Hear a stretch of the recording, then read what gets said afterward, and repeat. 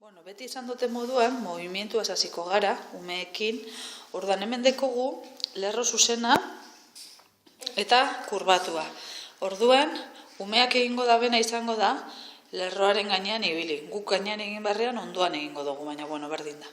Bai? Orduan, hasi.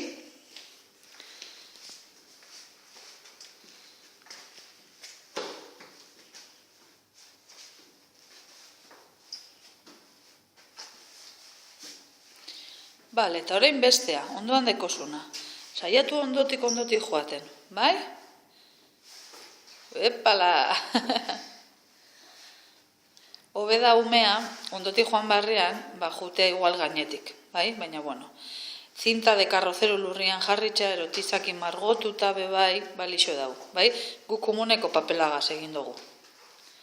Orduan, ze diferentzia notau duzu zure hanketan, baten eta bestian?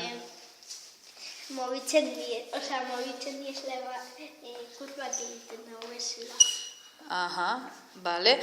Bai, beti urrengo pausua esan dugu moduen, beti da umeak adieraztea haoz ze sensazioekin ibilidan, bai? Eta oin urrengo pausua izango da hau plastikoski irudikatzea. Eta hori da orain egingo duguna. Gero arte.